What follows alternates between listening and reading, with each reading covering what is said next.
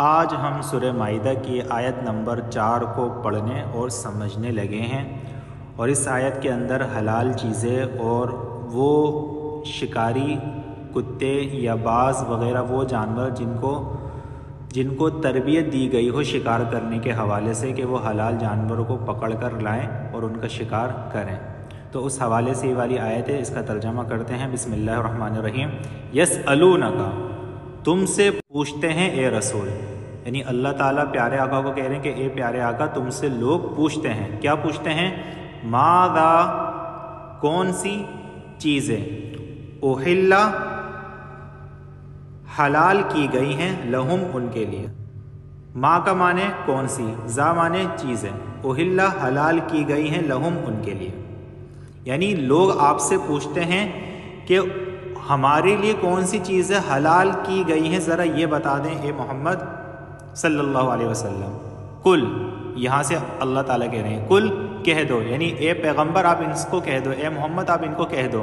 احل، کہ حلال کی گئی ہیں، لکم الطیبات، تمہارے لیے، لکم، تمہارے لیے، الطیبات، پاکیزہ چیزیں، لکم الطیبات، تمہارے لیے پاکیزہ چیزیں۔ یعنی اللہ تعالیٰ کہہ رہے ہیں کہ اے محمد آپ ان سے کہہ دیجئے کہ تمہارے لیے پاکیزہ چیزیں حلال کی گئی ہیں، یعنی جو چیزیں پاکیزہ ہیں وہ تمہارے لیے حلال کی گئی ہیں، اور حلال چیزیں ہی پاکیزہ ہوتی ہیں، جس کا قرآن کریم نے بتا دیا کہ یہ چیزیں جو ہے وہ حرام ہیں۔ وما، اور وہ چیز بھی کیا نام ہے حلال ہے، وما، اور جو، علم، تم، سدا رکھے ہیں تم نے، یعنی علم تم کا معنی ہوتا ہے کہ تم نے تربیت کی ہوئی ہے، ان کو سدا رکھا ہے، یعنی ان کو جو ہے نا تربیت دی ہوئی ہے شکار کرنے کے حوالے سے۔ من الجوارح، شکاری جانور، یعنی ایسے جانور جن کو آپ نے شکاری تربیت دی ہوئی ہے کہ وہ آپ کے لیے حلال جانور کو پکڑ کر لائیں، جیسے شکاری کتا، کہ آپ نے شکاری کتے کو ایسی تربیت دی ہوئی ہے کہ وہ کسی بھی بکری یا کسی بھی حلال جانور کو پکڑ کر لائیں اور اس میں سے کچھ بھی نہ کھائیں، بشرطے کہ آپ نے وہ شکاری کتا یا باز کو بسم اللہ پڑھ کے چھوڑا ہو، اور بسم اللہ پڑھ کر چھوڑنے کی وجہ سے وہ وہی جانور کو پکڑ کر لائے اور اس میں سے کچھ بھی نہ کھائے، تو وہ والا جانور انسانوں کے لیے کھانا کیا ہے، حلال ہے۔ مکلبین، شکار پر دوڑانے کے لیے، یعنی وہ جانور بھی تمہارے لیے حلال ہیں، ایسے تربیت والے جانور کو چھوڑا ہو جو ان جانور کو تمہارے لیے پکڑ کر لائے اور اس میں سے خود کچھ بھی نہ کھائے۔ پھر سے اس کا ایک دفعہ ترجمہ کرتے ہیں۔ وما، اور جو، علمتم، سدا رکھے ہیں تم نے، من الجواری، شکاری جانور، مکلبین، شکار پر دوڑانے کے لیے، یعنی شکار کو پکڑنے کے لیے تم نے جو جانور کو تربیت دی ہوئی ہے وہ جانور جب شکار پر دوڑ کر جائیں تو ان کو پکڑ کر لائیں اور اس میں سے خود کچھ بھی نہ کھائیں اور تمہارے لیے لا کر تمہارے سامنے رکھ دیں، تو ایسے جانور کا کھانا انسانوں کے لیے کیا ہے، حلال ہے۔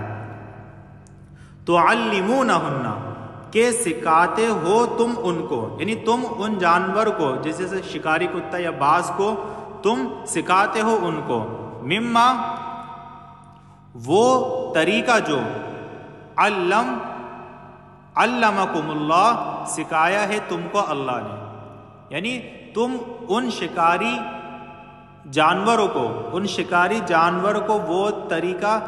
سکھاتے ہو جو طریقہ تم کو اللہ نے سکھایا ہے، یعنی جو طریقہ تمہیں اللہ نے سکھایا ہے وہ طریقہ تم شکاری جانور کو سکھاتے ہو، کہ آپ نے ان سے یہ کہا ہے کہ جب میں آپ کو کسی جانور پر چھوڑوں تو فوراً بھاگ کر جاؤ، اور جب میں کہوں رک جاؤ تو رک جاؤ، جب میں کہوں کہ اس کو پکڑ کر لاؤ تو فوراً سے پکڑ کر لے آؤ، اور اس میں سے کچھ بھی نہ کھاؤ۔ یہ تربیت آپ نے اچھی طرح ان کو دی ہو، اور دوسری شرط کیا ہے کہ آپ نے بسم اللہ پڑھ کے شکاری کتا یا باز کو بسم اللہ پڑھ کے چھوڑا ہو۔ یہ دو شرطیں ہیں۔ پہلی شرط یہ ہے کہ وہ اس جانور میں سے کچھ بھی نہ کھائیں، دوسری شرط یہ ہے کہ آپ نے بسم اللہ پڑھ کے اس کو چھوڑا ہو۔ بسم اللہ والی شرط اگر آپ بھول گئے تو پھر وہ جانور آپ کے لیے حلال نہیں ہوگا، یا اگر اس شکاری کتے نے یا شکاری جانور نے اس حلال جانور میں سے کچھ کھا لیا تو بھی پھر آپ کے لیے کیا ہوگا، وہ جانور حلال نہیں ہوگا۔ فَكُلُوا، سو کھاؤ، مما، اس میں سے جو، امسکنا، وہ پکڑ رکھیں علیکم تمہارے لیے، یعنی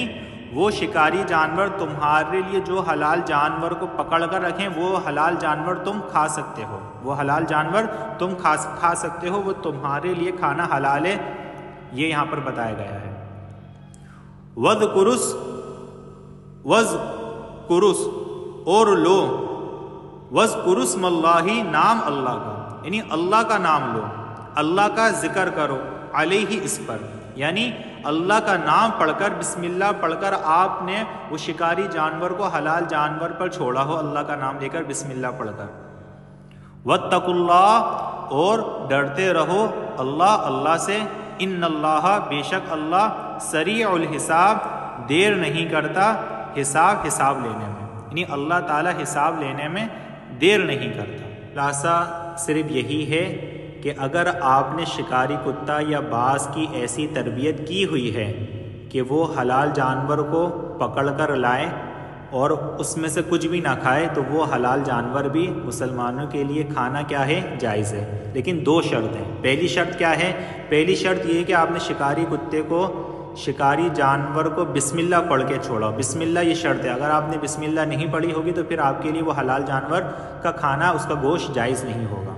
دوسری شرط یہ ہے کہ جب آپ وہ اس شکاری جانور کو چھوڑیں، مثلا شکاری کتے کو آپ نے چھوڑ دیا کہ فلاں جو بکری ہے اس کو پکڑ کر لاؤ، اب وہ شکاری کتا اس کو پکڑ لیتا ہے منہ سے اور اس کو پکڑ کر اس کا شکار کر کے خود اس میں سے کھانے لگ جاتا ہے، تو بھی پھر آپ کے لیے اس حلال بکری کو، اس حلال جانور کو کھانا جائز نہیں ہوگا۔ تو یہ اس آیت کے اندر بتایا گیا ہے کہ تمام پاکیزہ چیزیں حلال ہیں، اور اگر کوئی تربیت یافتہ شکاری جانور ہو اور وہ اگر کسی کا شکار کرے تو ان دو شرائط کے ساتھ اس کا کھانا بھی کیا ہے؟ جائز ہے۔ اب اس کی ایک دفعہ اچھی آسان انداز میں تلاوت کر لیتے ہیں۔ یسألونک ماذا احل لہم قل احل لکم الطیبات وما علمتم من الجوارح مکلبین تعلمونہن مما علمکم اللہ فکلوا مما امسکنا علیکم وَاذْكُرُوا اسْمَ اللَّهِ عَلَيْهِ وَاتَّقُوا اللَّهَ إِنَّ اللَّهَ سَرِيعُ الْحِسَابِ۔ السلام علیکم ورحمۃ اللہ وبرکاتہ۔ آج ہم سورہ مائدہ کی آیت نمبر 5 کو پڑھنے اور سمجھنے لگے ہیں۔ پہلے میں اس آیت کا مختصر خلاصہ بتا دیتا ہوں کہ اللہ نے اس آیت میں کہا ہے کہ تمہارے لیے پاکیزہ چیزیں حلال کر دی گئی ہیں۔ جتنی بھی پاکیزہ چیزیں ہیں جس کو اسلامی شریعت کے اندر پاکیزہ سمجھا جاتا ہے، وہ تمام کی تمام چیزیں تمہارے لیے کیا ہیں؟ حلال ہیں۔ اور اسی طرح جو اہل کتاب ہیں، اگر وہ بکری یا حلال جانوروں کو ذبح کرتے ہیں، جیسے یہود و نصارہ، جو یہود و نصارہ دین پر چلنے والے ہیں اور اس کی تعلیمات کو اپناتے ہیں، تو وہ اگر حلال جانور کو ذبح کرتے ہیں تو ان کا کھانا بھی مسلمانوں کے لیے جائز ہے۔ اور مسلمان بھی اگر کوئی جانور ذبح کرتے ہیں تو مسلمانوں کا کھانا بھی ان کے لیے کیا ہے؟ جائز ہے۔ ایک بات تو اس کے اندر یہ بتائی گئی ہے کہ اہل کتاب، جو اصل اہل کتاب ہوں، ان کا کھانا مسلمانوں کے لیے، یعنی ان کا ذبیحہ مسلمانوں کے لیے جائز ہے، اور مسلمانوں کا ذبیحہ بھی ان کے لیے کیا ہے؟ جائز ہے۔ لیکن یہاں پر ایک پوائنٹ والی بات یہ ہے کہ آج کل یورپ کے اندر لوگ دھیریے بنے ہوئے ہیں، یعنی ملحد بنے ہوئے ہیں۔ وہ یہ کہتے ہیں کہ بھائی کوئی خدا ودا نہیں ہے، بس جو دل میں چاہے وہ کرو۔ تو وہ کسی بھی آسمانی کتاب کو نہیں مانتے، نہ وہ یہودیت پر ہے، نہ وہ نصرانیت میں ہے، یعنی کسی بھی آسمانی کتاب کو وہ لوگ نہیں مانتے بلکہ وہ انکار کر دیتے ہیں۔ یا وہ مردم شماری کے اعتبار سے تو وہ یہود و نصارہ خود کو شو کرتے ہیں کہ ہم یہودی ہیں یا نصرانی ہیں، لیکن وہ اس کی تعلیمات کو اپناتے نہیں ہیں، اور جانور ذبح کرتے ہوئے جو ان کی تعلیمات کے اندر جو شرائط ہیں، ان شرائط کو اگر وہ پورا نہ کرتے ہوں گے تو بھی ان کا بھی ذبیحہ مسلمانوں کے لیے کھانا جائز نہیں ہوگا۔ اگر یہود و نصارہ جو ہیں وہ ملحد ہیں تو بھی ان کا کھانا جائز نہیں ہوگا، اور اگر وہ ان شرائط پر پورا نہیں اترتے جو یہودیت یا نصرانی مذہب کے اندر ہے، اگر وہ ان شرائط پر پورا نہیں اترتے تو ان کے لیے بھی کیا؟ ان کا ذبیحہ بھی مسلمانوں کے لیے حلال نہیں ہوگا۔ اچھا، دوسری اس آیت کے اندر یہ چیز بتائی گئی ہے کہ یہود اور نصارہ کی عورتوں سے اگر مسلمان نکاح کرنا چاہیں تو کیا نکاح ہوگا؟ تو جی ہاں، نکاح تو ہو جائے گا۔ اگر کوئی عورت یہودی ہے یا نصرانی ہے اور کوئی مسلمان ان سے نکاح کرنا چاہتا ہے، ان کے مذہب یعنی کہ بھلے تم یہودیت پہ قائم رہو یا نصرانی پہ قائم رہو، تو مسلمان کو ان سے نکاح ہو جائے گا۔ لیکن آج کل جو یہ دیکھا گیا ہے کہ یورپ کے اندر مذہب کو خواتین جو ہے نا وہ فالو نہیں کرتے، وہاں بھی جو ہے نا وہ لوگ خواتین ملحد بنی ہوتی ہیں، وہ خدا کو نہیں مانتی، یا بس شناختی کارڈ کے اندر جو ہے وہ مردم شماری میں خود کو یہودی یا نصرانی لکھا دیتی ہیں، لیکن وہ کسی بھی تعلیمات کو اپنی زندگی میں نہیں لاتی، یعنی یہودی تعلیمات کو یا نصرانی تعلیمات کو اپنی زندگی میں نہیں لاتی۔ تو اگر کوئی عورت ملحد ہو، کسی چیز کو نہیں مانتی، تو اس سے بھی نکاح کرنا جائز نہیں ہوگا۔ یا اگر وہ یہودی نصرانی خود کو ظاہر کر رہی ہے کہ مردم شماری کے اعتبار سے کہ میں یہودی ہوں یا نصرانی، سب کو کہہ دے کہ میں یہودی ہوں یا نصرانی ہوں، لیکن اس کے بارے میں ہم کو خطرہ یہ ہے کہ یہ خود اپنے مذہب سے جو ہے نا بہت دور ہے، اور اس بات کا قوی امکان ہے کہ وہ جب مسلمان اس سے شادی کرے گا اور اس سے جو بچے ہوں گے تو وہ بچوں کو بھی نہ دین اسلام سے دور کر دے گی، بچوں کو بھی دین اسلام کے قریب نہیں لانے دے گی، یا وہ اس بات کا خطرہ ہے کہ جو بچے ہوں گے وہ بچوں کو اپنے مذہب پر لے جائے گی، یہودیت پر یا نصرانیت پر۔ تو پھر ایسی عورت سے بچوں کے ایمان کے خطرہ میں پڑنے کی وجہ سے پھر ایسی عورت سے نکاح کرنا جائز نہیں ہوگا۔ ہاں کوئی عورت ایسی ہے جو یہ کہے کہ بھائی ٹھیک ہے میں تو یہودیت پہ قائم رہوں گی، لیکن بچوں کی مرضی، آپ اپنی تعلیمات کے مطابق ان کو لے کر چلیں، میں بیچ میں روک ٹوک نہیں کروں گی، تو پھر ایسی عورت سے جو چھیڑ چھاڑ نہ کرے تو اس سے نکاح کرنا پھر بھی مسلمانوں کے لیے جائز ہے، حلال ہے، لیکن مشرک ہندو عورت ہو، کوئی مشرک عورت ہو، مجوسی عورت ہو، اس سے نکاح کرنا مسلمانوں کے لیے جائز نہیں ہے۔ تو اب ہم اس والی آیت کا ترجمہ کرتے ہیں۔ الیوم کا معنی ہوتا ہے آج، احل حلال کر دی گئی ہیں، لکم الطیبات تمہارے لیے پاکیزہ چیزیں، یعنی تمہارے لیے پاکیزہ چیزیں اے مسلمانوں حلال کر دی گئی ہیں، تمام پاکیزہ چیزیں تم کیا کیا کر سکتے ہو، کھا سکتے ہو۔ وطعام الذین، اور کھانا ان لوگوں کا، اوتو جو دیے گئے ہیں، الکتاب کتاب، یعنی ان لوگوں کو کھانا جن کو کتاب دی گئی ہے، یعنی یہودی نصرانی لوگوں کو آسمانی کتاب دی گئی ہے، حل لکم حلال ہے تمہارے لیے، یعنی مسلمانوں کو کہا جا رہا ہے کہ مسلمانوں تمہارے لیے یہودی نصرانیوں کا کھانا، ان کا ذبیحہ تمہارے لیے کیا ہے، حلال ہے۔ وطعامکم، اور تمہارا کھانا، حل لہم، حلال ہے ان کے لیے، یعنی مسلمانوں کا کھانا بھی ان یہود و نصرانی کے لیے کھانا یہ ان کے لیے بھی حلال ہے۔ اب آگے دیکھیں، والمحصنات، اور پاک دامن عورتیں، من المؤمنات، مومن عورتوں میں سے، والمحصنات، اور پاک دامن عورتیں، من الذین، ان لوگوں میں سے، اوتو جو دیے گئے ہیں، الکتاب کتاب، یعنی آسمانی کتاب، من قبلکم تم سے پہلے، یعنی اللہ تعالیٰ کہہ رہے ہیں کہ پاک دامن مسلمان عورتوں سے بھی نکاح کرنا حلال ہے، اور ان عورتوں سے بھی نکاح کرنا حلال ہے جو جن کو کتاب دی گئی ہے، یعنی یہودی نصرانی جو عورتیں ہیں ان کو جو آسمانی کتاب دی گئی ہے، تو ان سے بھی مسلمانوں کے لیے نکاح کرنا، ان یہودی نصرانی عورتوں سے بھی مسلمانوں کے لیے نکاح کرنا کیا ہے، وہ حلال ہے۔ شرط یہاں پر بتا رہے ہیں، اذا آتیتموہن، جب دے دو تم ان کو، اجورہن، مہر ان کے، یعنی مہر ان کے، یعنی شرط یہ بتائی گئی ہے کہ اگر اب اہل کتاب یا مسلمان عورتوں سے بھی آپ نکاح آپ کے لیے حلال ہے، پاک دامن ہو، تو یہاں پہ اہل کتاب کی بھی عورتوں کے لیے پاک دامن کی شرط لگائی ہے کہ اگر وہ پاک دامن ہے تو ان کے لیے سے بھی آپ کا نکاح کرنا کیا ہے، جائز ہے، لیکن شرط یہاں پر یہ ہے کہ آپ نکاح کے وقت ان کو ان کا مہر دو، یہ نہیں کہ مہر کے بغیر تم ان سے نکاح کر لو، مہر ان کو دو۔ اور مقصد کیا ہونا چاہیے، محسنین، نکاح میں لانے والے، یعنی نکاح سے محفوظ کرنے والے، یعنی نکاح کر مقصد آپ کا یہ ہو کہ آپ ان کو اپنی بیوی بنا رہے ہو، لیکن آپ کا مقصد یہ ہے کہ بھائی میں ان کو اپنا شریک حیات بنا رہا ہوں، ان سے میں نکاح کر رہا ہوں، تو نکاح کرنے کا مقصد ہو آپ کا۔ غیر مصافحین، نہ زنا کرنے والے، یعنی ایسا نہیں کہ تم مجھ سے کہو کہ بھائی میں تم سے نکاح تو نہیں کر رہا، میں تم سے شادی تو نہیں کر رہا، بس تم میرا لائف پارٹنر بن جاؤ، میں تم سے اپنی جنسی خواہش پوری کرتا رہوں گا، تو ایسا مقصد نہ ہو کہ جنسی خواہش پوری کرنے کے لیے آپ اس کو اپنے ساتھ رکھ لو۔ ولا متخذی، اور نہ بنانے والے، اخدان، چھپے دوست، یعنی کوئی یہودی نصرانی اور عورت سے آپ یہ کہیں کہ بھائی میں تمہیں جو ہے نا اپنے گھر میں بلا رہا ہوں، تم میرے ساتھ گھر میں رہو، اور تم بس میرے گھر میں رہو، میری جنسی خواہش پوری کرتے رہنا تو ایسا بھی اسلام نے اس کو حلال نہیں کہا کہ بھائی یہ چیز تمہارے لیے کیا ہے حلال نہیں ہے، یا آپ چھپی طور پر یعنی خفیہ طور پر آپ ان سے دوستیاں لگا رہے ہو، آپ ان سے دوستیاں لگا رہے ہو، تو دوستیاں لگانا بھی مسلمانوں کے لیے کیا ہے بھائی، مسلمانوں کے لیے ان یہود و نصرانی عورتوں سے دوستیاں لگانا بھی یہ حلال نہیں ہے۔ ومن اور جو کوئی یکفر کفر کرے گا بالایمانی ساتھ ایمان کے، یعنی کوئی بندہ ایمان کے ساتھ کفر والا کوئی کام کرتا ہے، یعنی وہ ایمان کے بدلے کفر کو اپناتا ہے، فقد تو تحقیق حبط ضائع ہو گیا، یعنی اس کا ضائع ہو گیا، عمل اس کا، یعنی اس انسان کا عمل کیا ہوگا، ضائع ہو جائے گا، جو بھی اس نے اچھے کام کیے ہوں گے، وہ ہوا اور وہ فی الآخرات آخرت میں، من معنی سے خاسرین خسارہ پانے والوں میں ہوگا، یعنی کوئی بندہ جو ہے وہ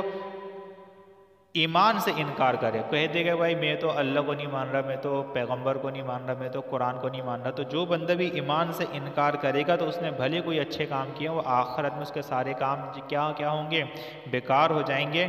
اور جو ہے نا غارت ہو جائیں گے، اور اس کا شمار آخرت میں نقصان اٹھانے والوں میں سے ہوگا، اس کا شمار آخرت میں نقصان اٹھانے والوں میں سے ہوگا۔ تو اب ہم اس والی آیت کی تلاوت کر دیتے ہیں، بسم اللہ الرحمن الرحیم۔ الیوم احل لکم الطیبات وطعام الذین اوتوا الکتاب حل لکم وطعامکم حل لہم والمحصنات من المؤمنات والمحصنات من الذین اوتوا الکتاب من قبلکم اذا آتیتموہن اجورہن محصنین غیر مسافحین ولا متخذی اخدان ومن یکفر بالایمان فقد حبط عملہ وہو فی الآخرۃ من الخاسرین۔ اب اس کا ایک دفعہ ترجمہ کر لیتے ہیں۔ آج تمہارے لیے پاکیزہ چیزیں حلال کر دی گئی ہیں، اور جن لوگوں کو تم سے پہلے کتاب دی گئی تھی ان کا کھانا بھی تمہارے لیے حلال ہے، اور تمہارا کھانا ان کے لیے حلال ہے۔ نیز مومنوں میں سے پاک دامن عورتیں بھی، اور ان لوگوں میں سے پاک دامن عورتیں بھی تمہارے لیے حلال ہیں جن کو تم سے پہلے کتاب دی گئی تھی، جبکہ تم نے ان کو نکاح کی حفاظت میں لانے کے لیے ان کے مہر دے دیے ہوں، نہ تو بغیر نکاح کے صرف حوض نکالنا مقصود ہو اور نہ خفیہ آشنائی پیدا کرنا، اور جو شخص ایمان سے انکار کرے اس کا سارا کیا دھرا غارت ہو جائے گا، اور آخرت میں اس کا شمار خسارہ اٹھانے والوں میں ہوگا۔ السلام علیکم ورحمۃ اللہ وبرکاتہ۔ آج ہم سورہ مائدہ کی آیت نمبر 6 کو پڑھیں گے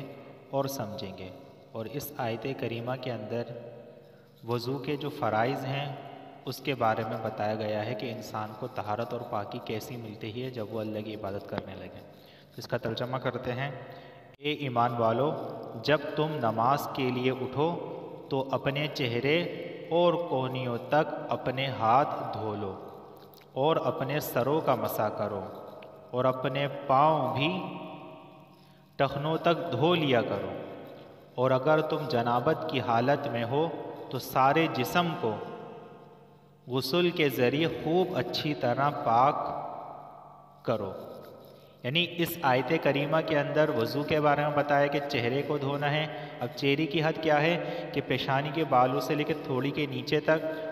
اور ایک کان کی لو سے دوسری کان کی لو تک یہ چہرہ دھونا ہے، یہ فرض ہے۔ ایک دفعہ دھونا یہ فرض ہے پورے چہرے کو، اور 3 دفعہ دھونا یہ سنت ہے۔ اسی طرح ہاتھوں کو دھونا ہے کوہنیوں تک، 1 دفعہ فرض ہے، 3 دفعہ سنت ہے۔ بس کوئی جگہ خشک نہ رہے، جب انسان چہرہ دھوئے یا کوہنیوں تک ہاتھ دھوئے تو کوئی بھی جگہ خشک نہ رہے، کوئی بھی بال خشک نہ رہے، اور اپنے سروں کا مسح کرو۔ اب سر کا مسح کرنا، یہ 1 دفعہ پورے سر کا مسح کرنا، یہ پورے سر کا مسح کرنا وہ سنت ہے، اور چوتھائی سر کا مسح کرنا یہ فرض ہے۔ تو پیارے آقا صلی اللہ علیہ وسلم نے پورے سر کا مسح بھی کیا ہے، سنت پر عمل کیا ہے، اور انسان جو ہے اگر فرض ادا کرنا چاہے تو وہ چوتھائی سر یعنی ایک سر کا چوتھے حصے پر بھی وہ اگر ہاتھ گیلا کر کے لگائے گا تو اس کا فرض ادا ہو جائے گا۔ اور پیروں کو بھی، پاؤں کو بھی ٹخنوں تک دھونا، ایک دفعہ کیا ہے فرض ہے، 3 دفعہ دھونا یہ سنت ہے، تو انسان کو پاکی حاصل ہو جاتی ہے اس طرح سے کرنے سے۔ اور دوسری چیز یہاں پر یہ بتائی گئی ہے کہ اگر جنابت کی حالت میں ہو، یعنی انسان ہے اس پر جو ہے اس پر غسل واجب ہو چکا ہے، اب چاہے اس کو احتلام کی صورت میں غسل واجب ہوا ہو، یا اگر وہ شادی شدہ ہے تو بیوی کے پاس ہم بستری کرنے کی وجہ سے غسل واجب ہو گیا ہو، یا اس نے خود سے کچھ ایسا غلط کام کر لیا ہو کہ اس نے خود سے ہی اپنے آپ پر غسل واجب کر لیا ہو، تو کیا ہے کہہ رہے ہیں اور اگر تم جنابت کی حالت میں ہو تو سارے جسم کو غسل کے ذریعے خوب اچھی طرح پاک کرو، یعنی پورے جسم کا غسل کرنا ہے، پورے جسم پر پانی بہانا ہے، اور اس سے پہلے اگر آپ کے جسم پر کوئی نجاست وغیرہ لگی ہوئی ہو تو پہلے اس نجاست کو دور کرنا ہے۔ تو یہ غسل کے واجب ہونے کا یہاں پر بیان بھی بتا دیا گیا ہے۔ اچھا، یہاں پر ایک بہت اہم چیز وہ یہ ہے غسل کے حوالے سے کہ اگر ایک شوہر اور بیوی ہیں وہ آپس میں جو ہے وہ ہم بستری کرتے ہیں، تو اس میں یہ اب ہم بستری کے اندر اگر شوہر اپنی بیوی کے پاس جاتا ہے اور جا کر جو ہے وہ اس کا جو مخصوص جو پارٹ ہوتا ہے وہ پارٹ اگر بیوی کے مخصوص پارٹ میں چلا جائے، اگرچہ پانی نہ نکلے، اگرچہ منی خارج نہ ہو، لیکن مرد کا پارٹ بیوی کے پارٹ میں جا کر وہ چھپ جاتا ہے، اگرچہ منی خارج نہیں ہوئی، منی نہیں نکلی، تو بھی مرد اور عورت دونوں پر غسل واجب ہو جائے گا۔ ٹھیک ہے، یہاں پر اہم چیز کیا ہے کہ اگرچہ ان کا منی خارج نہیں ہو، ان کا پانی نہیں نکلا، تو بھی دونوں پر غسل واجب ہو جائے گا۔ یہ بہت اہم مسئلہ ہے۔ بعض لوگ سمجھتے ہیں کہ منی کے نکلنے سے ہی غسل واجب ہوگا۔ منی کے نکلنے سے غسل اس صورت میں واجب ہوگا جب انسان سوتے ہوئے اس کو احتلام ہو جائے، یا وہ جاگتے ہوئے خود سے اپنے اوپر جو ہے وہ غسل واجب اس طور پر کر لے کہ وہ کوئی غلط کام، گناہ والا کام کر لیتا ہے، تو جاگتے ہوئے اگر وہ خود سے منی خارج کر رہا ہے تو اس پر غسل واجب ہوگا۔ لیکن اگر شوہر بیوی کے پاس جا رہا ہے اور اس کا مخصوص پارٹ بیوی کے پارٹ میں جا کر چھپ جاتا ہے تو پھر دونوں پر بھی غسل واجب ہو جائے گا، اگرچہ منی خارج نہ ہوئی ہو، اگرچہ، کیونکہ یہ چیز حدیث سے ثابت ہے۔ بہت اہم مسئلہ تھا، اس لیے میں نے اس کی وضاحت کی ہے۔ اب ہم جو ہے وہ اس والے حصے کا لفظی ترجمہ کر کے اس کی تلاوت کرتے ہیں۔ یا ایھا الذین، اے وہ لوگ، آمنو جو ایمان لائے ہو، اذا جب، کنتم کھڑے ہو تم، الی الصلاۃ نماز کے، یعنی اللہ تعالیٰ ایمان والوں سے کہہ رہے ہیں کہ اے وہ لوگوں جو اللہ اس کے رسول پر ایمان لے کر آئے ہو، جب تم کھڑے ہو نماز کے لیے، نماز کی طرف یعنی نماز کے لیے، فغسلوا تو دھو لو، وجوہکم اپنے چہرے کو، وایدیکم اور اپنے ہاتھوں کو دھو لیا کرو، الی المرافق کوہنیوں تک، یعنی ہاتھوں کو کوہنیوں تک دھونا ہے، وامسحوا اور مسح کرو، برؤوسکم اپنے سروں کا، سر کا مسح کا بیان آ گیا، وارجلکم اور اپنے پاؤں کو دھو لو، الی الکعبین ٹخنوں تک، وَإِنْ اور اگر کنتم ہو تم جنباً حالت جنابت میں، یعنی تم پر غسل واجب ہو چکا ہے، اب وہ چاہے وہ ہم بستری کی صورت میں ہو، احتلام کی صورت میں ہو، یا خود سے انسان کوئی ایسا گندا کام کر لے جس کی وجہ سے غسل واجب ہو گیا ہو، یا اگر کوئی عورت حیض یا نفاس سے پاک ہوئی ہو، اگر کوئی عورت حیض و نفاس سے، اس کے حیض و نفاس کے دن گزر چکے ہیں، تو اگر اس پر بھی پھر غسل کرنا، اس کے لیے بھی غسل کرنا ضروری ہو جاتا ہے، تو اس کے بارے میں بتائے گا، فطہروا تو طہارت حاصل کرو، یعنی وہ عورت اور مرد جنہوں نے ہم بستری کی ہے وہ بھی غسل پورے جسم کو دھوئیں گے، اس میں کلی کرنا بھی ہے، اور اس کے اندر جو ہے نا ناک میں پانی ڈالنا بھی احناف کے نزدیک کیا ہے، یہ ضروری عمل ہے کہ انسان اپنے ناک کی نرم ہڈی تک پانی ڈالے، اور جو ہے وہ کلی بھی کرے، کلی کرنا اور ناک میں پانی ڈالنا یہ ہمارے نزدیک کیا ہے، فرض ہے، تو انسان کو یہ چیزیں بھی کرنی چاہیے۔ اور اگر کوئی اور حیض و نفاس سے پاک ہوئی ہے تو اس کو بھی چاہیے کہ وہ بھی اپنے جسم کو پوری اچھی طرح دھو لے، پورے جسم کو اچھی طرح دھو لیں، اور جو ہے وہ کلی اور ناک میں پانی بھی ڈال لیں۔ ٹھیک ہے، اب ہم اس والی آیت کا، یہ والی آیت ہم نے آج آدھی پڑھی، بقیہ اس آیت کا حصہ انشاءاللہ وہ کل پڑھیں گے۔ اب اس کا آسان انداز میں تلاوت کرتے ہیں۔ یا ایھا الذین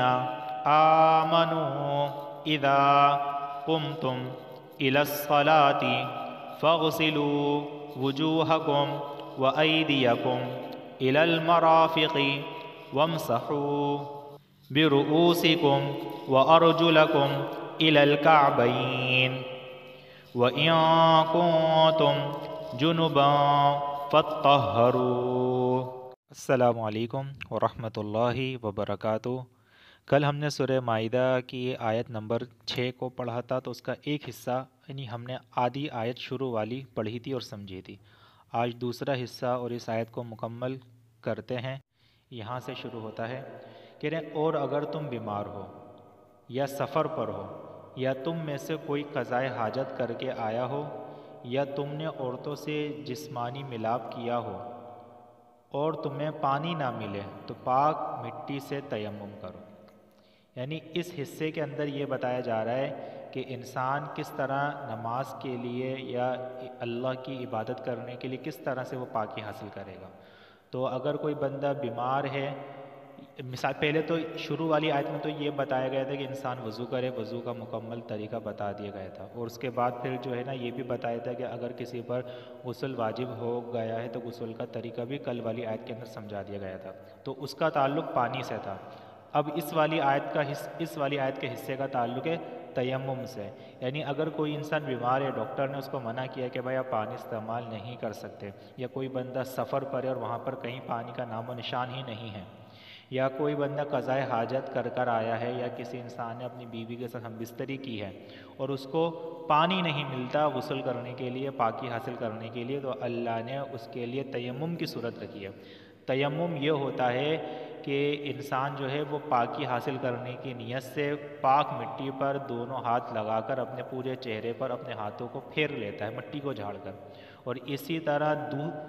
دوسری ضرب کے اندر بھی دوبارہ انسان اپنے دونوں ہاتھوں کو مٹی پر لگاتا ہے اور ہاتھوں کو جھاڑتا ہے۔ اس کے بعد پہلے اپنے سیدھے ہاتھ کو اچھی طرح سے جو ہے نا اس پر مسح کرتا ہے، اس کے بعد دوسرے ہاتھ پر اسی مٹی والے ہاتھ سے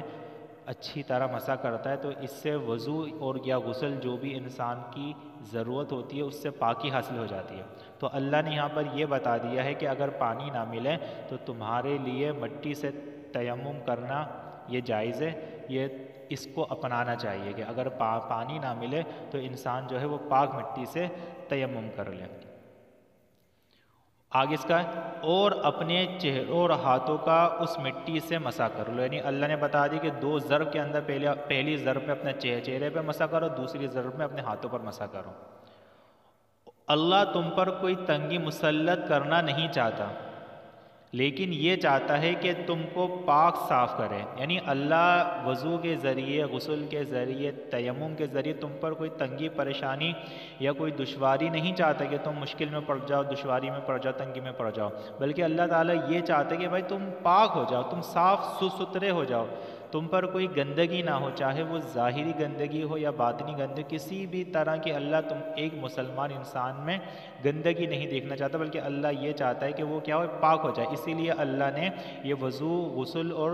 تیمم کے طریقے کو اسلامی شریعت میں رکھا ہے، اور یہ کہ تم پر اپنی نعمت تمام کر دے، یعنی تاکہ تم شکر گزار بنو، یعنی یہ وضو کی اللہ کی ایک نعمت ہے کہ اللہ نے مسلمانوں کو وضو کی چیز دی ہے۔ اسی طرح غسل بھی ایک نعمت ہے کہ اللہ نے مسلمانوں کو پاک ہونے کے لیے غسل کی صورت دی ہے۔ تیمم بھی جو ہے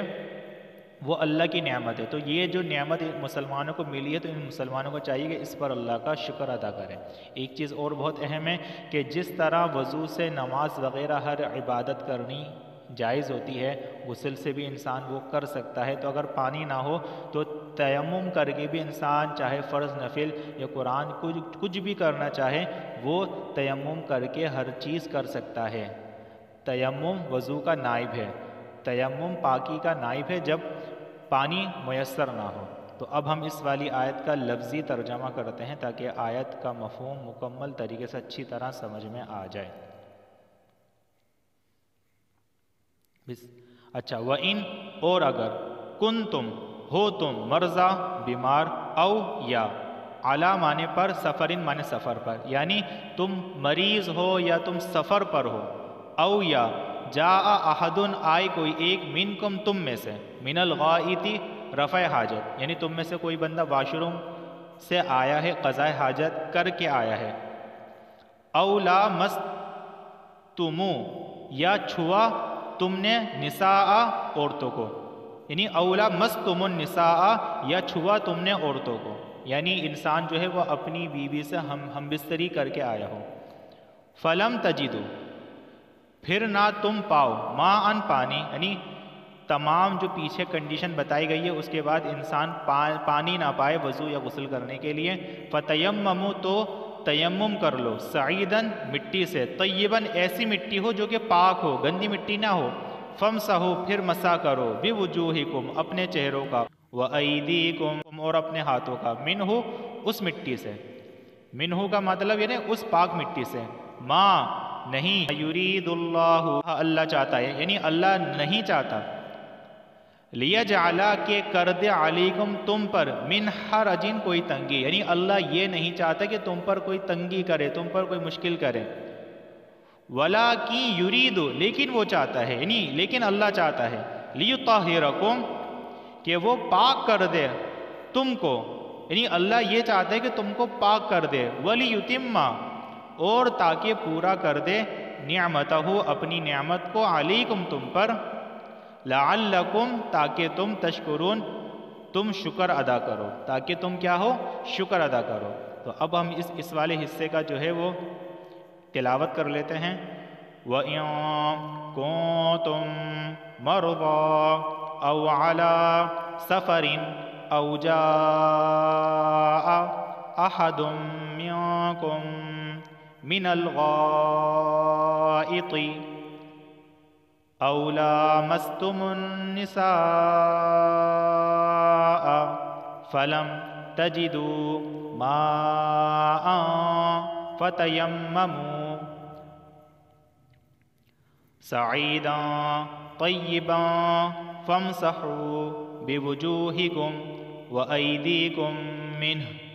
مَا يُرِيدُ اللَّهُ لِيَجْعَلَ عَلَيْكُمْ مِنْ حَرَجٍ وَلَكِنْ يُرِيدُ لِيُطَهِّرَكُمْ وَلِيُتِمَّ نِعْمَتَهُ عَلَيْكُمْ لَعَلَّكُمْ تَشْكُرُونَ۔ السلام علیکم ورحمۃ اللہ وبرکاتہ۔ آج ہم سورہ مائدہ کی آیت نمبر 7 کو پڑھیں گے اور سمجھیں گے، اور اس آیت کے پہلے جملے کے اندر اللہ نے کہا ہے کہ میں نے تم پر بہت سی نعمتیں دی ہیں،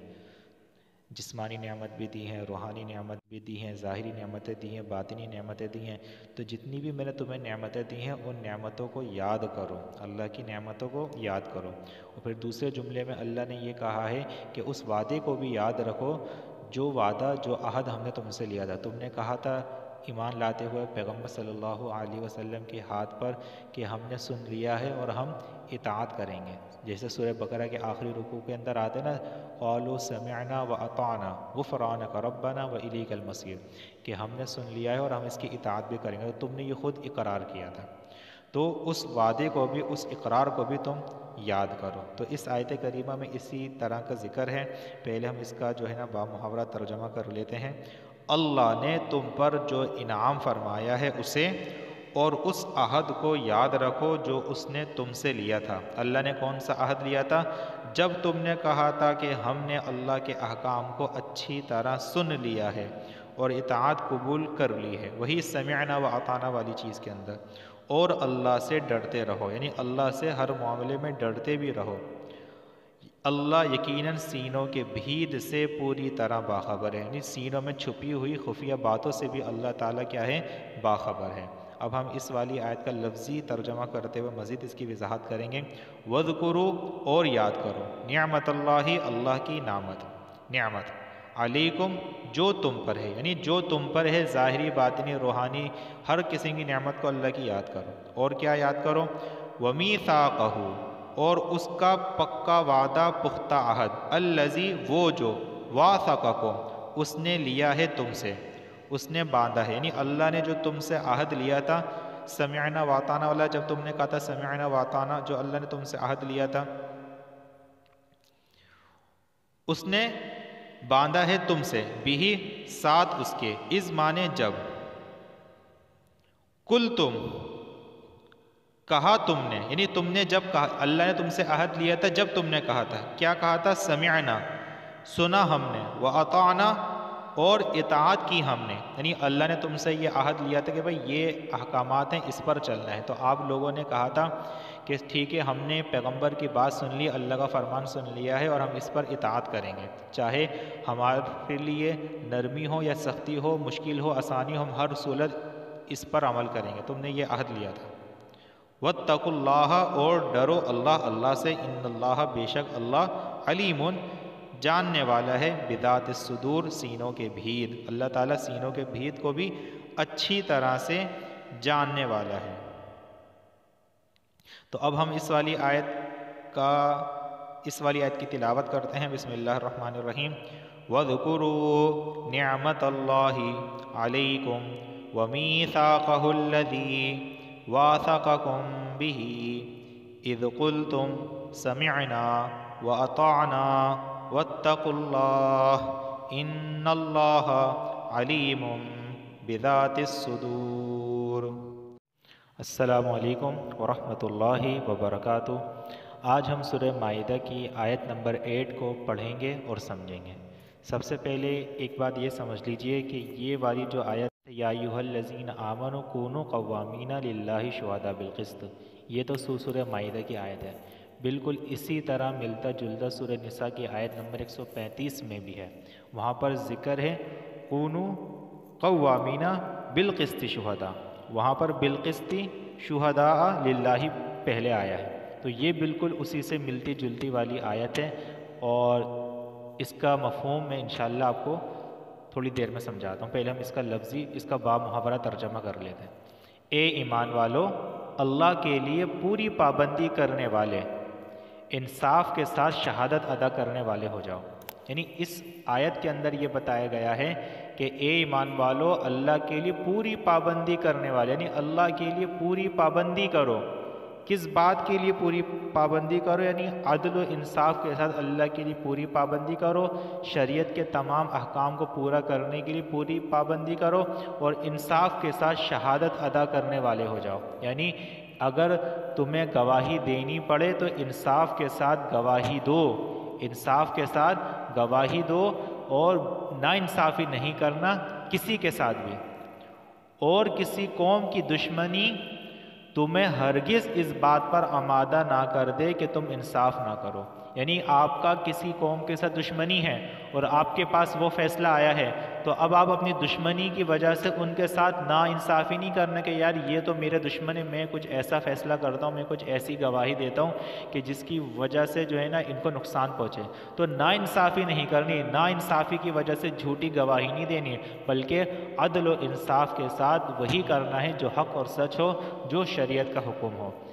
دشمنی کی وجہ سے آپ کوئی بھی ناجائز کام نہیں کرنا دشمن کو نقصان پہنچانے کے لیے، بلکہ شریعت یہی کہتی ہے کہ بھائی انصاف سے کام کرنا، انصاف کے ساتھ چلنا۔ آگے اللہ تعالیٰ ارشاد فرما رہے انصاف کرو وہ تقوی سے زیادہ قریب ہے، یعنی انصاف کرنے والا بندہ ہی متقی ہوتا ہے، اور متقی بندہ ہی انصاف کرتا ہے، وہ نہ اپنی نفسانی خواہشات کو دیکھتا ہے نہ کسی اور چیز کو دیکھتا ہے، بس وہ انصاف سے چلتا ہے جو متقی ہوتا ہے۔ یعنی متقی منصف ہوگا، انصاف کرنے والا ہوگا، اور انصاف کرنے والا متقی ہوگا، یہ دونوں صفت ایک دوسرے کے ساتھ متصف ہیں۔ اور اللہ سے ڈرو، بے شک اللہ ان کاموں سے باخبر ہے جنہیں تم کرتے ہو، یعنی اللہ سے ڈرتے رہو، قیامت کے دن پیش ہونا ہے، اللہ کے سامنے ہر چیز کا جواب دینا ہے، اللہ ہر چیز سے باخبر ہے، تم جو حرکتیں کر رہے ہو، جو تم فیصلے کر رہے ہو، جو گواہی دے رہے ہو، جو کام کر رہے ہو، اللہ وہ سب سے باخبر ہے،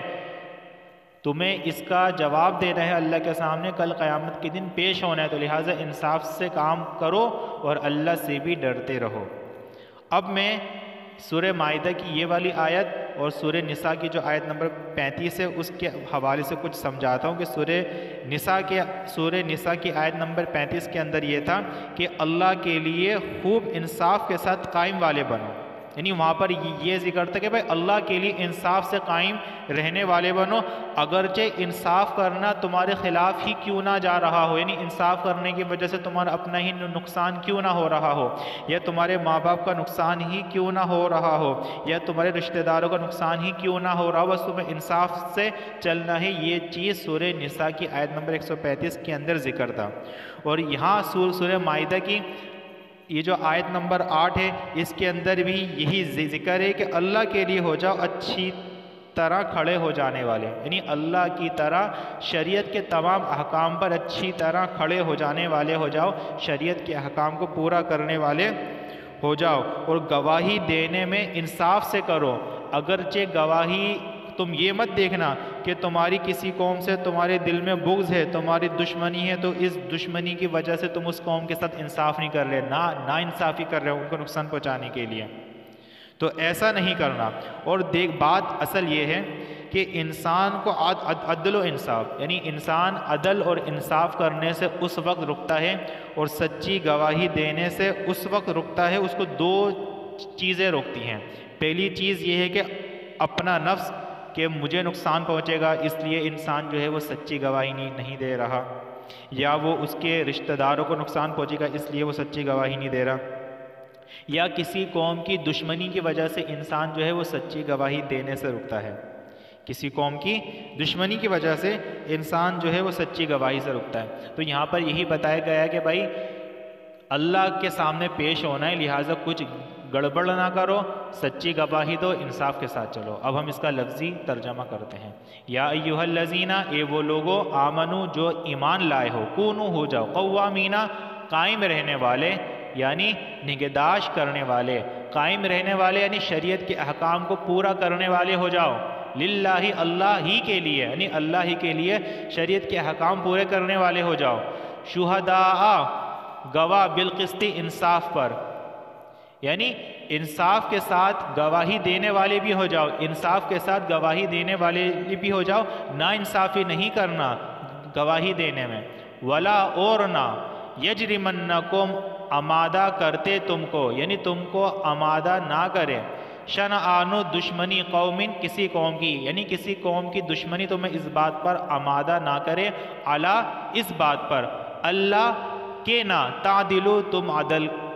کرو گے، یعنی کسی قوم کی دشمنی کی وجہ سے تمہیں اس بات پر وہ دشمنی آمادہ نہ کرے کہ تم اس قوم کے ساتھ انصاف نہ کرو، بلکہ شریعت یہی کہتی کہ اگرچہ تمہاری اس کے ساتھ دشمنی ہے لیکن تمہیں انصاف سے کام لینا ہے، نا انصافی نہیں کرنی۔ یہ ایسا نہ ہو کہ تم یہ سوچو کہ بھائی میری تو ان کے ساتھ دشمنی ہے لہٰذا میں تو جھوٹی گواہی دے کر یا نا انصافی کر کے اس قوم کو جو ہے وہ نقصان پہنچاؤں گا، نہ ایسا نہیں کرنا۔ اعدلوا عدل کرو، ہوا وہ، یعنی عدل کرنا، اقرب زیادہ قریب ہے، للتقوی تقوی کے، یعنی عدل کرنا ہی تقوی کے زیادہ قریب ہے، عدل کرنے والا انسان ہی متقی ہوتا ہے۔ واتقوا اللہ، اور ڈرو اللہ سے، ان اللہ بے شک اللہ خبیر خبر رکھنے والا ہے، بما ساتھ اس کے جو تعملون تم عمل کرتے ہو، جو کچھ تم عمل کرتے ہو اللہ تعالیٰ اس چیز کا خبر رکھنے والا ہے، لہٰذا اللہ سے ڈرتے رہو۔ اب ہم اس کی تلاوت کرتے ہیں۔ یا ایھا الذین آمنوا کونوا قوامین للہ شہداء بالقسط ولا یجرمنکم شنآن قوم علی الا تعدلوا اعدلوا هو اقرب للتقوی واتقوا اللہ ان اللہ خبیر بما تعملون۔ السلام علیکم ورحمۃ اللہ وبرکاتہ۔ آج ہم سورہ مائدہ کی آیت نمبر 9 اور 10 کو پڑھیں گے اور سمجھیں گے، اور ان دونوں آیتوں کا خلاصہ یہی ہے کہ جو لوگ ایمان لائے ہیں، انہوں نے نیک عمل کیے ہیں، اللہ نے ان سے آخرت میں مغفرت کا اور زبردست ثواب حاصل کرنے کا اللہ نے ان سے وعدہ کیا ہے۔ اور دوسری آیت کے اندر یہ بتایا گیا آیت نمبر 10 کے اندر کہ اور جن لوگوں نے کفر اپنایا ہے، یعنی جن لوگوں نے اللہ کو ماننے سے انکار کیا ہے، پیغمبر کو ماننے سے انکار کیا ہے، قرآن کو ماننے سے انکار کیا ہے، قرآن کی بنیادی باتوں کو ماننے سے انکار کیا ہے، اور ہماری نشانیوں کو یعنی اللہ کی نشانیوں کو جھٹلایا ہے، وہ دوزخ کے باسی ہیں، یعنی دوزخ کے رہنے والے ہیں اور دوزخ میں جانے والے ہیں۔ تو اب ہم ان دونوں آیتوں کا پہلے با محاورہ ترجمہ کر لیتے ہیں۔ جو لوگ ایمان لائے ہیں اور جنہوں نے نیک عمل کیے ہیں ان سے اللہ نے وعدہ کیا ہے کہ آخرت میں ان کو مغفرت اور زبردست ثواب حاصل ہو۔ اس کا ہم لفظی ترجمہ کر لیتے ہیں۔ وعد اللہ، وعدہ کیا اللہ نے، الذین، ان لوگوں سے، آمنو، جو ایمان لائے، وعملوا الصالحات، اور عمل کیے اچھے یعنی نیک عمل ان لوگوں نے کیا، لہم، ان کے لیے، مغفرت، بخشش ہے، واجر عظیم، اور اجر ہے بڑا، یعنی ایسے لوگوں کے لیے اللہ نے ان سے مغفرت کا اور بڑے اجر کا اللہ نے ان سے وعدہ کیا ہے۔ اب ہم اس کی تلاوت کر لیتے ہیں۔ وعد اللہ الذین آمنوا وعملوا الصالحات لہم مغفرت واجر عظیم۔ اب آیت نمبر 10 کا ترجمہ کرتے ہیں۔ اور جن لوگوں نے کفر اپنایا ہے اور ہماری نشانیوں کو جھٹلایا وہ دوزخ کے باسی ہیں، یعنی دوزخ میں رہنے والے ہیں اور دوزخ میں جانے والے ہیں۔